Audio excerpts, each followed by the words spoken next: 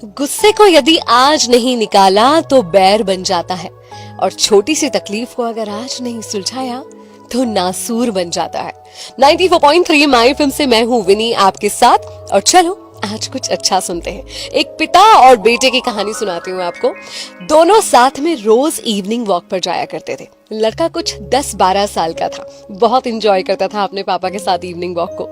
एक दिन वॉक करते हुए पास में एक छोटी सी जो पहाड़ी थी, बच्चे का मन हुआ कि क्यों ना भागकर इस पहाड़ी पर चढ़ा जाए। पिताजी से बोलता है, पिताजी आज रेस करें, इस पहाड़ी की चोटी पर पहले कौन पहुंचता है ये देखते हैं।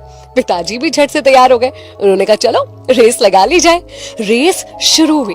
थोड़ा देर चले ही थे, लड़का काफी तेजी से दौड़ रहा था और उसने पीछे मुड़कर देखा तो पिताजी रुक कर कुछ करने लग गए। बोला, क्या हुआ पापा, इतनी जल्दी हार गए क्या?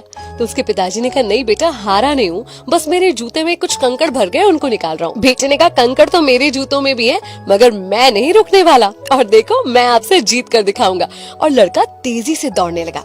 कुछ 1-आध मिनट के अंदर जब पिताजी ने कंकड़ निकाल कर जूते पहने, तब तक लड़का बहुत आगे निकल चुका था। लेकिन आगे निकलते निकलते धीरे धीरे उसके पैरों में दर्द होने लगा था। जूते में भरे हुए कंकड़ उसे तकलीफ देने लगे थे।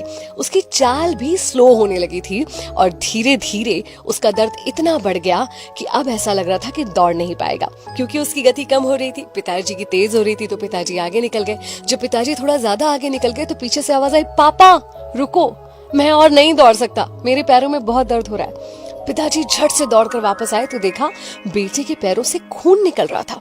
उसे उठा के फटाफट घर लाए, मरहम पट्टी करी, और उसका दर्द जब थोड़ा सा कम हुआ तब उसे समझाया कि बेटा, मैंने तुमसे कहा था ना कि कंकड़ निकाल लेने चाहिए।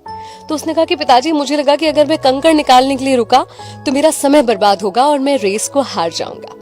उस दिन पिताजी ने उसे एक बात समझाई जो मैं आज इस कहानी के जरिए आपसे कहना चाहती हूँ। कई बार लाइफ में जब प्रॉब्लम छोटी होती है ना, तब हम उसे ये कहकर टाल देते हैं कि इसे सॉल्व करने का अभी हमारे पास टाइम नहीं है, लेकिन फिर वो प्रॉब्लम बहुत बढ़ जाती है। आपकी छोटी मोटी बीमारी जिसके लिए डॉक्टर के पास जाने का आपके पास टाइम नहीं है, उसके बाद वो एक बड़ी बीमारी का रूप ले सकती है, और हो सकता है कि जो आधा 1 घंटा आप बचा रहे थे, फिर आपको बीमारी को शायद 10 या 12 दिन देने पड़े।